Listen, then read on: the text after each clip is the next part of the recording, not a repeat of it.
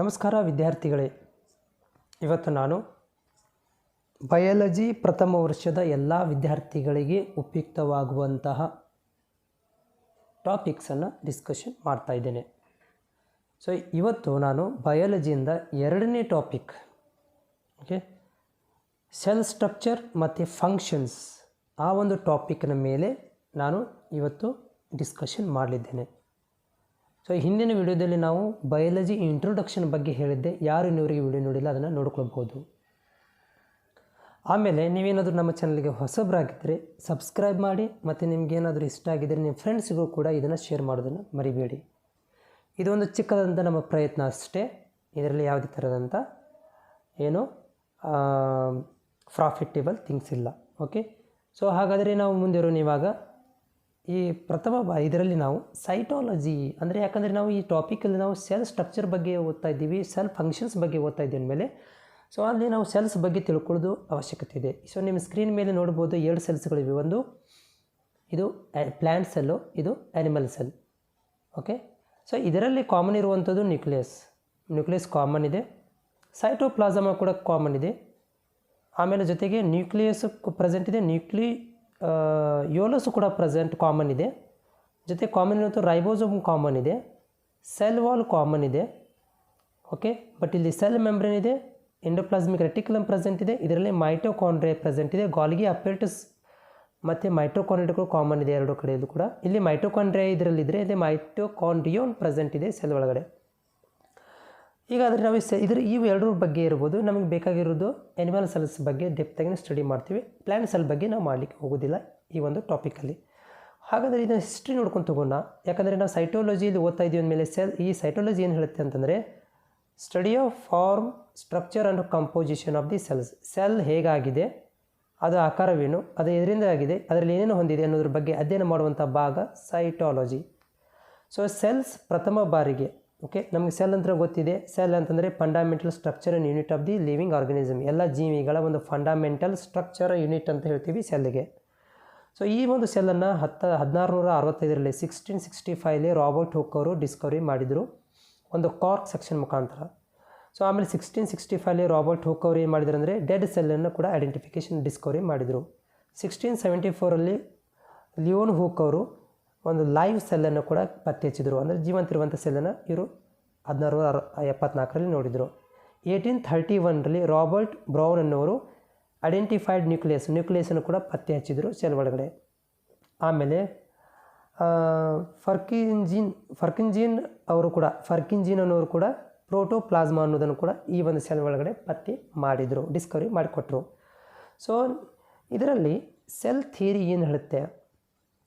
So ನೀವು ನೋಡ್ಬೋದು ಇಲ್ಲಿ cells theory was jointly put forwarded by Schleiden ಮತ್ತು ಸ್ಕ್ವಾನ್ ಇನ್ 1839. ಸ್ಲೇಡಿನ್ ಮತ್ತು ಸ್ವ್ಯಾನ್ ಅನ್ನೋರು ಏನು ಮಾಡಿದ್ರಪ್ಪ ಅಂತಂದರೆ 1830 ಒಳಗಡೆ ಈ ಒಂದು ಜಾಯಿಂಟ್ ಸೆಲ್ ಥಿಯರಿಯನ್ನು ಎಕ್ಸ್ಪ್ಲನೇಷನ್ ಮಾಡಿದರು. ಸೊ ಇವರ ಪ್ರಕಾರ the bodies of all organisms R made up of cells. ದೇಹದ ಎಲ್ಲ ದೇಹಗಳು ಸೆಲ್ಲಿನಿಂದನೇ ಮಾಡಲ್ಪಟ್ಟಿದೆ ಅಂತ ಈ ಒಂದು ಸೆಲ್ ಥಿಯರಿ ಹೇಳುತ್ತೆ. Cells R fundamental unit of structure and functions in the all living organisms. ಎಲ್ಲ ಜೀವಿಗಳಲ್ಲಿ ಕೂಡ ಒಂದು ಸ್ಟ್ರಕ್ಚರ್ ಮತ್ತು ಫಂಕ್ಷನ್ ಮಾಡಬೇಕಂದ್ರೆ ಸೆಲ್ಲನೇ ಕಾರಣ ಅಂತ ಹೇಳಿದರು. So Rudolf Virchow propose the all the cells arises from the pre existing cells. ಇವರೇನು ಹೇಳಿದ್ರು ಅಂದರೆ ಎಲ್ಲ ಸೆಲ್ಗಳಿಂದನೇ ಮಾಡಲ್ಪಟ್ಟಿವೆ, ಸೆಲ್ದಿಂದನೇ ಆಗಿವೆ ಅಂತ ಹೇಳಿದರು. ಸೆಲ್ದಿಂದನೇ ಆಗಲ್ಪಟ್ಟಿದೆ ಅಂತ ರುಡಾಲ್ಫ್ ಅವರು ಹೇಳಿದರು. ಸೊ ಈ ಒಂದು ಇವರ ಥಿಯರಿಗೆ ಮಾಡರ್ನ್ ಸೆಲ್ ಥಿಯರಿ ಅಂತ ಹೆಸರು ಕೊಟ್ಟರು. ಸೊ ಈ ಸೆಲ್ಲುಗಳು ಭೂಮಿಯ ಮೇಲೆ 3.5 ಬಿಲಿಯನ್ ಇಯರ್ ಮೊದಲೇ ಏನಾಗಿದ್ದಾವೆ, ಕಂಡು ಬಂದಿದ್ದಾವೆ ಅಂತ ಈ ಸೆಲ್ ಥಿಯರಿ ಹೇಳುತ್ತೆ. ಓಕೆ, ಸೊ ಇದು ಇಂಟ್ರೊಡಕ್ಷನ್ ಆಫ್ ದಿ ಸೆಲ್ಸ್ ಬಗ್ಗೆ ಆಯಿತು. ನೆಕ್ಸ್ಟ್ ಇಲ್ಲಿ ಟೈಪ್ಸ್ ಆಫ್ ಸೆಲ್ಸ್ಗಳನ್ನು 2 ಟೈಪ್ ಮಾಡಿದ್ದೀವಿ. ಒಂದೊಂದು ಪ್ರೋಕ್ಯಾರಿಟಿಕ್ ಮತ್ತು ಯೂಕ್ಯಾರಿಟಿಕ್. ಸೊ ಪ್ರೋಕ್ಯಾರಿಟಿಕ್ಕಲ್ಲಿ ಏನು ಹೇಳ್ತೀವಿ ಅಂತಂದರೆ these are the primitive cells having 3 basic structures of typical cells but lack of nucleus membrane. So ಇದೊಂದು 3 ಬೇಸಿಕ್ ಸ್ಟ್ರಕ್ಚರ್ ಟೈಪಿಕಲ್ ಸೆಲ್ಲಿಂದ ಮಾಡಲ್ಪಟ್ಟಿದೆ, ಬಟ್ ಇದರಲ್ಲಿ ನ್ಯೂಕ್ಲಿಯರ್ ಮೆಂಬ್ರೇನ್ ಇಲ್ಲ ಅಂತ ಹೇಳ್ತಾ ಇದ್ದಾರೆ. ಉದಾಹರಣೆಗೆ ಬ್ಯಾಕ್ಟೀರಿಯಾನ ಎಕ್ಸಾಂಪಲ್ ತೋರಿಸ್ತಾ ಇದ್ದಾರೆ. ಯೂಕ್ಯಾರಿಯೋಟ್ದಲ್ಲಿ these are complete cells which containing membrane bounded organelles and nucleus. ಇವರೇನು ಹೇಳ್ತಾ ಇದ್ದಾರೆ ಅಂದರೆ ಪ್ರೋಕ್ಯಾರಿಯೋಟ್ದಲ್ಲಿ ನ್ಯೂಕ್ಲಿಯರ್ ಮೆಂಬ್ರೇನ್ ಪ್ರೆಸೆಂಟ್ ಇಲ್ಲ, ಯೂಕ್ಯಾರಿಯೋಟ್ದಲ್ಲಿ ಏನಿದೆ ಕಂಪ್ಲೀಟ್ ಆದಂಥ ಸೆಲ್ ಇದೆ, ಇದರಲ್ಲಿ ಮೆಂಬ್ರೇನ್ ಪ್ರೆಸೆಂಟ್ ಇದೆ, ಆರ್ಗನಲ್ಸ್ ಕೂಡ ಪ್ರೆಸೆಂಟ್ ಇದ್ದಾವೆ, ನ್ಯೂಕ್ಲಿಯಸ್ ಕೂಡ ಪ್ರೆಸೆಂಟ್ ಇದೆ ಅಂತ ಹೇಳ್ತಾ ಇದ್ದಾರೆ. ಸೊ ಉದಾಹರಣೆಗೆ unicellular multicellular organisms like fungi, plant and animals. So organization level of a body. So ಇಲ್ಲಿ ಆರ್ಗನೈಜೇಷನ್ ಅಂದರೆ ದೇಹದಲ್ಲಿ ಸೆಲ್ಸ್ಗಳು ಯಾವ ರೀತಿಯಾಗಿ ಆರ್ಗನೈಜೇಷನ್ ಆಗಿದ್ದಾವೆ. All organisms are made up of cells which are microscopic. ಎಲ್ಲ ಜೀವಿಗಳು ಸೆಲ್ಗಳಿಂದ ಮಾಡಲ್ಪಟ್ಟಿವೆ, ಬಟ್ ಅವುಗಳನ್ನು ಮೈಕ್ರೋಸ್ಕೋಪ್ ಮುಖಾಂತರ ನೋಡ್ಬೋದು. The cells perform many functions. ಇವೇ ಸೆಲ್ಸ್ಗಳು ಬಹಳಷ್ಟು ಕೆಲಸಗಳನ್ನು ದೇಹದಲ್ಲಿ ಮಾಡ್ತವೆ. Every organisms begins its life as a single cell which undergoes repeated division to form a large mass of cells called tissue. ದೇಹದಲ್ಲಿ ಎಲ್ಲ ದೇಹಗಳಲ್ಲಿ ಸಿಂಗಲ್ ಸೆಲ್ಸ್ಗಳು ಅಂಡರ್ಗೋಯಿಂಗ್ ರಿಪೀಟೆಡ್ ಡಿವಿಷನ್ ಆಗ್ತವೆ. ಇದೇ ಸೆಲ್ಸ್ಗಳು ಏನಾಗ್ತವೆ, ಡಿವಿಷನ್ ಆಗೋದ್ರ ಮುಖಾಂತರ ಲಾರ್ಜ್ ನಂಬರ್ ಒಳಗಡೆ ಸೆಲ್ಸ್ಗಳು ಉತ್ಪತ್ತಿಯಾಗಿ ಟಿಶ್ಯೂ ಫಾರ್ಮೇಷನ್ ಆಗುತ್ತೆ. ಅಂದರೆ ಬಹಳಷ್ಟು ಸೆಲ್ಗಳು ಗೆದರ್ಡ್ ಆಗಿ ಟಿಶ್ಯೂ ಫಾರ್ಮೇಷನ್ ಆಗುತ್ತೆ ಅಂತ ಹೇಳ್ತಾ ಇದ್ದಾರೆ. Tissues units to form organs. ಈ ಟಿಶ್ಯೂ ಗೆದರ್ಡ್ ಆಗಿ ಆರ್ಗನ್ಸ್ಗಳು ದೇಹದಲ್ಲಿ ಮಾರ್ಪಾಡಾಗುತ್ತವೆ. Depending on number of cells organisms are divided into. Depending on number of ಸೆಲ್ಸ್ಗಳ ಆಧಾರದ ಮೇಲೆ ಎರಡು ಡಿವಿಷನ್ಗಳನ್ನು ಮಾಡ್ಕೊಂಡಿದ್ದೀವಿ. ಒಂದು unicellular organism, multicellular organism. Unicellular organism ಅಂದರೆ ಓನ್ಲಿ ಸಿಂಗಲ್ ಸೆಲ್ಲಿಂದ ಮಾಡಲ್ಪಟ್ಟಿರುವಂಥ ಜೀವಿಗಳಿಗೆ ಯೂನಿಸೆಲ್ಯುಲರ್ ಆರ್ಗನಿಸಮ್ ಅಂತ ಹೇಳ್ತೀವಿ. ಉದಾಹರಣೆಗೆ ಅಮೀಬಾ, ಬ್ಯಾಕ್ಟೀರಿಯಾ. ಸೊ ಮಲ್ಟಿಸೆಲ್ಯುಲರ್ ಅಂದರೆ ಮೆನಿ ಸೆಲ್ಸ್ಗಳ ಮುಖಾಂತರ ಬಹಳಷ್ಟು ಸೆಲ್ಸ್ಗಳು ಕೂಡ್ಕೊಂಡು ಜೀವಿಗಳಾಗಿದ್ದರೆ ಅವುಗಳಿಗೆ ನಾವು ಮಲ್ಟಿಸೆಲ್ಯುಲರ್ ಅಂತ ಹೇಳ್ತೀವಿ. ಹ್ಯೂಮನ್ಸ್, ಆ್ಯನಿಮಲ್ಸ್ಗಳು ಮುಂತಾದವುಗಳು. ಓಕೆ, ಸೊ ಇವುಗಳ ವ್ಯತ್ಯಾಸಗಳು ಆಯಿತು. ನೆಕ್ಸ್ಟ್ ಇವಾಗ ಹೋಗೋಣ very very important. So prokaryotic cells ಮತ್ತು ಯೂಕ್ಯಾರಿಯೋಟಿಕ್ ಸೆಲ್ಸ್. ಸೊ ಪ್ರೋಕ್ಯಾರಿಯೋಟಿಕ್ ಸೆಲ್ಸ್ ಉದಾಹರಣೆ ಕೊಟ್ಟಿದ್ದಾರೆ. ಇಲ್ಲಿ ಒಂದು ಸ್ಟ್ರಕ್ಚರ್ ಆಫ್ ಬ್ಯಾಕ್ಟೀರಿಯಾ, ಇದರಲ್ಲಿ ಏನಿದೆ, ಪಿಲ್ಲೈಸ್ಗಳು ಇವೆ, ಕ್ಯಾಪ್ಸುಲ್ ಪ್ರೆಸೆಂಟ್ ಇದೆ, ಸೆಲ್ ವಾಲ್ ಪ್ರೆಸೆಂಟ್ ಇದೆ, ಆಮೇಲೆ ಪ್ಲಾಸ್ಮಾ ಮೆಂಬ್ರೇನ್, ನ್ಯೂಕ್ಲಿಯಾಯ್ಡ್ಸ್, DNA ಇದೆ, ಸೈಟೋಪ್ಲಾಸ್ಮಾ ಇದೆ, ರೈಬೋಸೋಮ್ ಮತ್ತು ಪ್ಲಾಜೆಲ್ಲಾ ಪ್ರೆಸೆಂಟ್ ಇದೆ. ಇದು ಉದಾಹರಣೆ of the prokaryotic ಸೆಲ್ಸ್ಗೆ.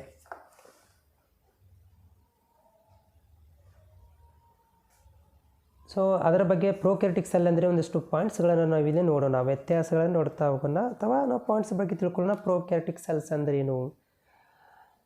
They are primitive cells containing primitive nucleus. ಇದರಲ್ಲಿ ಏನಿದೆ ಅಂತಂದರೆ ನ್ಯೂಕ್ಲಿಯಸ್ ಪ್ರೆಸೆಂಟ್ ಇದೆ, ಆಮೇಲೆ ಕೂಡ ಇದು ಕೂಡ ಸೆಲ್ಸ್ದಿಂದ ಮಾಡಲ್ಪಟ್ಟಿದೆ. ಉದಾಹರಣೆಗೆ ಬ್ಯಾಕ್ಟೀರಿಯಾ, ಬ್ಲೂ ಗ್ರೀನ್ ಆಲ್ಗೆಗಳು ನ್ಯೂಕ್ಲಿಯಸ್ ಪ್ರೆಸೆಂಟ್ ಇದೆ, ಪ್ರೊಮೇಟಿವ್ ನ್ಯೂಕ್ಲಿಯಸ್ ಪ್ರೆಸೆಂಟ್ ಇದೆ ಅಂತ ಹೇಳಿದ್ದಾರೆ.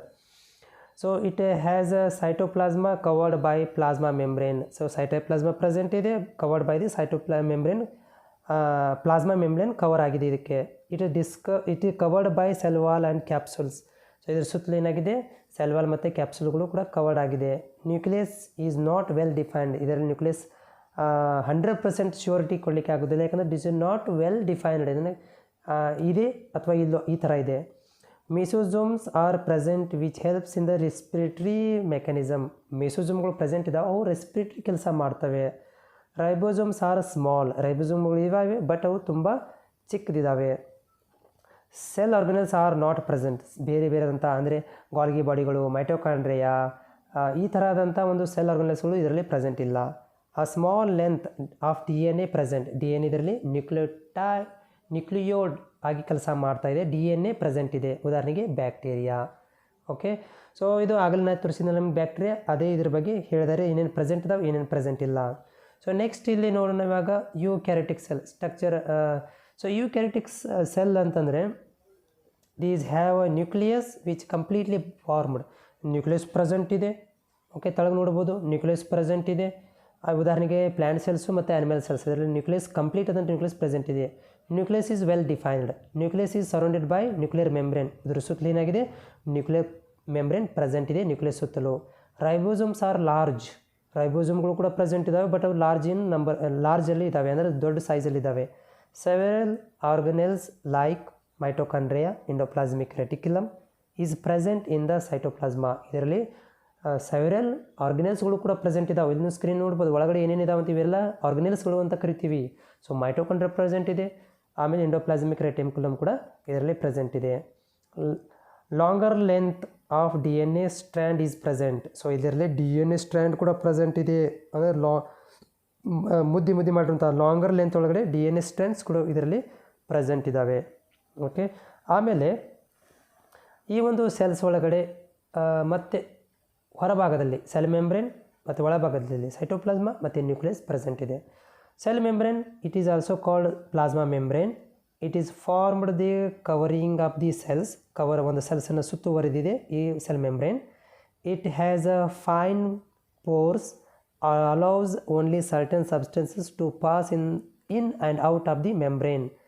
That is semi permeable membrane. ಅಂದರೆ ಇದರಲ್ಲಿ ಸೆಲ್ಸ್ ಕವರ್ಡ್ ಆಗಿದೆ ಒನ್ ಟೈಪ್ ಆಫ್ ಮೆಂಬ್ರೇನಿಂದ, ಅದು ಸೆಲ್ ಮೆಂಬ್ರೇನು. ಇದಕ್ಕೆ ಪೋರಸ್ಗಳು ಅಂದರೆ ಸ್ಮಾಲ್ ಹೋಲುಗಳು ಪ್ರೆಸೆಂಟ್ ಇದ್ದಾವೆ.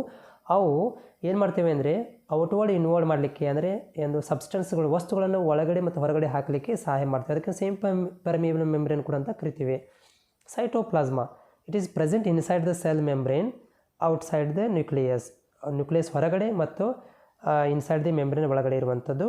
So it is a semi liquid in nature. ಇದು ಲಿಕ್ವಿಡೂ ಅಲ್ಲ, ಸಾಲಿಡ್ ಅಲ್ಲ, ಆ ಥರ ಇರುತ್ತೆ ಸೆಮಿ ಲಿಕ್ವಿಡ್ ರೂಪದಲ್ಲಿ. ಜೊತೆಗೆ ಇಟ್ ಕಂಟೇನ್ಸ್ ಸೆವೆರಲ್ ಆರ್ಗನೆಲ್ಸ್. ಇದರ ಒಳಗಡೆ ಮತ್ತೇನಿದೆ ಆರ್ಗನೆಲ್ಸ್ ಪ್ರೆಸೆಂಟ್ ಇದಾವೆ. ಆರ್ಗನೆಲ್ಸ್ ಹ್ಯಾಸ್ ಅ ಸ್ಪೆಸಿಫಿಕ್ ಫಂಕ್ಷನ್. ಅವು ತಮ್ಮದೇ ಆದಂಥ ಕೆಲಸಗಳನ್ನು ಮಾಡ್ತವೆ. ಸೊ ನ್ಯೂಕ್ಲಿಯಸ್ ಇರಲೇಬೇಕು, ಯಾಕಂದರೆ ಇಲ್ಲಿ ನೋಡ್ಬೋದು ನೀವು ನ್ಯೂಕ್ಲಿಯಸ್ ಪ್ರೆಸೆಂಟ್ ಇದೆ. So it is a large spherical body.